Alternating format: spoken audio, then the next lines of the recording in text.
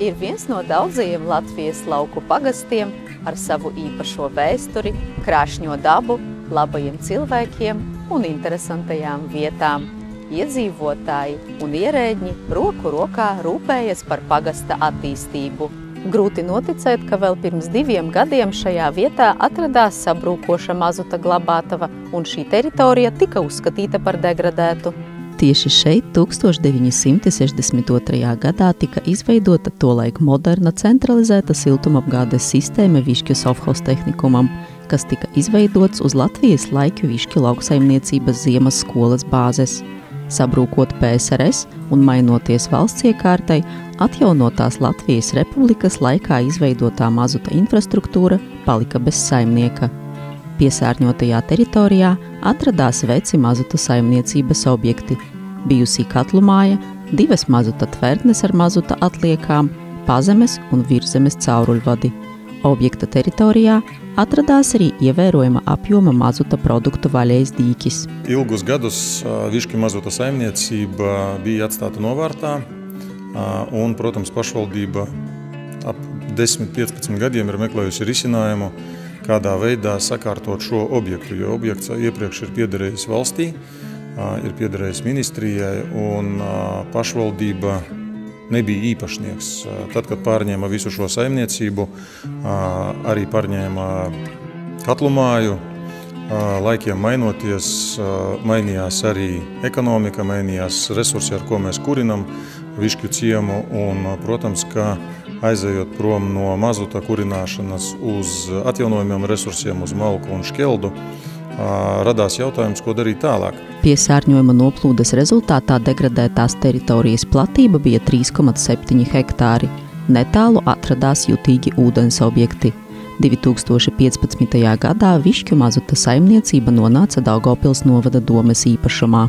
Sākotnēji bija problēma tā, ka mums nebija veikta tāda nopietna pētnieciskā darbība, kas varētu precīzi pierādīt piesārņojuma rezultātus un cik ilgi mēs varam izturēt un gruntsūdeņu piesārņojumu un visu pārējo. Īstenībā tā sapratne par to, ka šis objekts ir jānovāc šeit bija jau sen, bet tās iespējas nebija. Sākotnēji mēs izstrādājam nopietnu pārbaudes rezultātus, kur dabas pētnieki izpētīja, veicot geodēziskos urbumus, noteica piesārņojuma lielumu un draudus gruntsūdeņiem, un tad arī tika sagatavots tāds nopietnis ziņojums valsts vides dienestam, un arī sadarbībā ar valsts vides dienestu tika arī virzīts šis process, un vairāki projekti, kas bija izsludināti, mums nebija iespējas finansējuma, un pēdējais projekts, kas mums paveicās, nostartējām arī Norvēģu finansējuma projektā, un šobrīd esam dabūjuši finansējumu, un viņu arī realizējam. 2019. un 2020. gadā tika veikta piesārņotās vietas izpēte, kurā tika konstatēts būtisks grunts piesārņojums rezervuāru parka teritorijā, kas pārsniedz piesārņojuma kritisko robežu lielumu, jeb C vērtību. Naftas produkti sastādīja 44% no kopējā dīķa ūdens maisījumā ar naftas produktiem apjoma. 2021.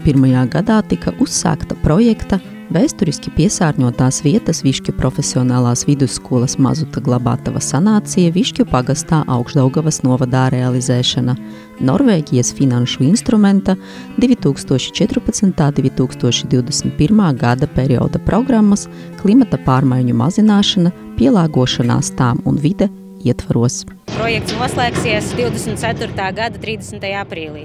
Tas ir diezgan ilgstošs process, bet šodien mēs varam redzēt, es gribētu teikt, jau diezgan daudz padarīta darba, jo ir panākts, manuprāt, viens no tādiem svarīgākajiem etapiem, ir likvidēts piesārņojuma avots. Mēs redzam, ka ir izvākts viss mazuts, tas, kas bija veidojis veselu dīķi apkārt šīm tvertnēm, un kas ir vēsturiski, šodien ir likvidēta otrā tvertne, pirmā tika likvidēta jau tā kā mazu brītiņu pirms, bet tagad tas rezultāts jau ir redzams. Protams, vēl ir diezgan daudz darba priekšā, bet tie lielākie mērķi jau diezgan strauji redzams, ka tiek sasniegti. Augšdaugavas novada pašvaldība īstenojot šo projektu cieši sadarbojās ar saviem partneriem. biedrību Višķu attīstībai un norvēģu partneri Henrik Johansson Consult. Viņi diezgan daudz cenšas iesaistīties sabiedrības izglītošanas kampaņā un pieredzes apmaiņas pasākumos, kas ir paredzēti šī projekta ietvaros. Un viņi diezgan daudz māca ne tikai mūs, kā pašvaldību un pašvaldības darbiniekus, bet arī vietējos iedzīvotājus un sabiedrību, kā runāt par šiem vides jautājumiem, par vides problēmām. Projekta ietvaros notika pieredzes apmaiņas brauciens projekta ekspertu grupai uz Norvēģiju. Henrik Johansson Consult speciālisti 2 dienu garumā piedalījās pieredzes zināšanu un labas prakses apmaiņas pasākumos. I think it was very important in the beginning to share what the project was all about and pretty fast bring it to Norway and put together like what kind of environment work we are doing there. And I think the guys from Latvia loved what they seen there and they got like a lot of good ideas. But also for me personal and Norwegian people that we were working with, it meant a lot.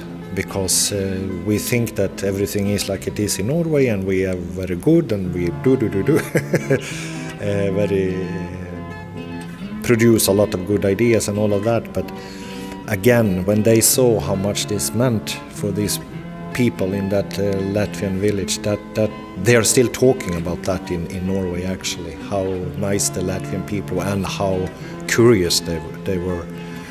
How to do simple things and also very advanced things that we do in Norway. So, it's amazing, and it's not stopping. It's like still cooking ideas, and this is important. Sadarbībā ar biedrību Višķu attīstībai sabiedrības izpratnes veicināšanas kampaņas ietvaros tika veikti vides izglītojošie pasākumi par degradētu teritoriju, kas piesārņotas ar vēsturisko piesārņojumu ietekmi uz iedzīvotāju veselību un vidi. Notika ekspertu tikšanās ar iedzīvotājiem, diskusija par degradētām teritorijām vidē. 2023. gadā tika organizēts vides izglītības konkurss par ūdens tēmu Augšdaugavas novada un Daugavpils pilsētas izglītības iestāžu skolēniem, kā arī vizuālās mākslas konkurss Klimata pārmaiņas, ko es varu darīt. Višķos 2 gadus pēc kārtas notika vērienīgs klimata pārmaiņu pikniks. 2024. gada sākumā projektā iesaistītie iedzīvotāji, NVO un realizētāji kopīgi piedalījās interaktīvā darbnīcā Dzīvosim zaļi, kur biedrības Zaļā brīvība eksperte Inga Belousa pastāstīja par zemes resursu patēriņu, cilvēka ekoloģisko pēdu, vides un klimata ietekmi uz ekonomiku, globālajām kopsakarībām un ilgtspējīgu attīstību, bet projekta partnera Henrik Johansson Consult pārstāvji aicināja uz diskusiju Koprades darbnīcu radīt zaļi kopā. Projektam noslēdzoties notika vides izglītības konkurss par naftas produktu piesārņojuma tēmu Augšdaugavas novada un Daugavpils pilsētas skolēniem. Augšdaugavas novada pašvaldība īstenot šo projektu cieši sadarbojās ar saviem partneriem, proti biedrību Višķu attīstībai un norvēģu partneri Henrik Johansson Consult. Un sadarbībā ar saviem projektu partneriem tika īstenotas sabiedrības izpratnes veicināšanas aktivitātes, kas, mūsuprāt, ļoti palielināja kopumā sabiedrības izpratni par vides jautājumiem un, kas ir īpaši svarīgi, jauniešiem bija piedāvāta iespēja gan dzirdēt dažādus lektorus, speciālistus, gan arī iesaistīties dažādās izzinošās darbnīcās. Tas vienmēr arī paliek vairāk prātā un varbūt arī lietas, kas tika izstāstītas lietas, kas katram ir darāmas ikdienā, lai nodarītu mazāku kaitējumu videi. Biedrībai Višķu attīstībai, kura Višķu pagasta teritorijā darbojas kopš 2009. gada ar mērķi uzlabot Višķu pagasta iedzīvotāju dzīves kvalitāti, realizējot dažādus infrastruktūras sakārtošanas un pakalpojumu pilnveidošanas projektus, šis līdz šim ir lielākais realizētais pasākumu kopums. Sākotnēji, es domāju, varbūt viens no 500 cilvēkiem vispār uzdrīkstējās pat cerēt, ka kaut kas tāds ir iespējams. Un visi iedzīvotāji bija samierinājušies ar radušo situāciju un bija noskaņoti sadzīvot ar to. Un tas, kas tagad ir paveikts, tas ir ne tikai tāds labs piemērs, kā mēs sakārtojam vidi, bet arī piemērs, kā mēs varam mainīt domāšanu cilvēkiem un kā nedrīkst samierināties ar esošo situāciju, bet vajag vienmēr cīnīties un mēģināt uzlabot to, kas tev ir apkārt un iesaistīties. Mēs tieši domājam, ka šis viss projekts veicinās šo vēlmi iesaistīties, tāpēc, ka tas ir parāda rezultātu, ka tu vari sasniegt, iesaistoties. Projekta izvirzītais mērķis ir sasniegts kopīgiem spēkiem, sadarbojoties pašvaldībai, nevalstiskajam sektoram un iedzīvotājiem, tika atrisinātas visas izvirzītās problēmas. Šis bija viens no izaicinošākajiem projektiem, ko īstenot pašvaldībai, jo sanācija iepriekš nebija pie mums veikta. Un jau kopš 22. gada rudens pašvaldība veicot iepirkumu noslēdza līgumu ar akciju sabiedrību Bauva, kas veica sanāciju objektā. Un no 22. gada līdz pat 23. gada nogalei ir izdarīts ļoti būtisks darbs, ir likvidēti piesārņojuma avoti, ir demontētas tvertnes un visa apakšzemes un augšzemes infrastruktūra. Un ir sasniegts projekta galvenais mērķis, proti vides aizsardzības parametriem atbilstoša vides kvalitāte. Projekta īstenošanai kopējās attiecināmās izmaksas ir 1 682 189 eiro. No programmas saņemtais finansējums bija vairāk nekā 1 400 000 eiro, bet saņēmēja līdzfinansējums bija 252 328 eiro. Savāktais bīstamo atkritumu apjoms ir 6150 tonnas. No dabas izņemtais piesārņojums ir nodots operatoram, kurš to tālāk pārstrādā. Mazuts vairs nepiesārņo ne grunti, ne tuvumā esošās ūdens tilpnes, piemēram, notekgrāvjus. Pats galvenais, ko pašvaldība nevarēja pieļaut, ir mazuta nonākšana Luknas ezerā. Jo, ja mazuts nonāktu Luknas ezerā, tad tālāk pa Dubnas upi tiktu piesārņot arī Daugava, un daudzās vietās būtu kaitējums gan zivju resursiem, gan arī dabai, kas varētu būt arī neatgriezenisks process, tāpēc tiešām šis, pateiksim, nevis sarkanais punkts, bet bordo punkts, kas bija iezīmēts Latvijas valsts vides dienesta kartē, kā piesārņojoša vieta, kurš degradēja teritoriju, šobrīd ir likvidēts. Tālāk tur augs zaļa zālīte un varēs arī paralēli attīstīt citus projektus, kā piemēram, uzņēmējdarbībai, pievilcīgu vidi un meklēt arī risinājumus tālākai attīstībai Višķu profesionālajai vidusskolai. Projekts ir noslēdzies. Pateicoties Norvēģu finanšu instrumenta atbalstam, Višķu iedzīvotāji dzīvo drošākā un sakoptākā vidē.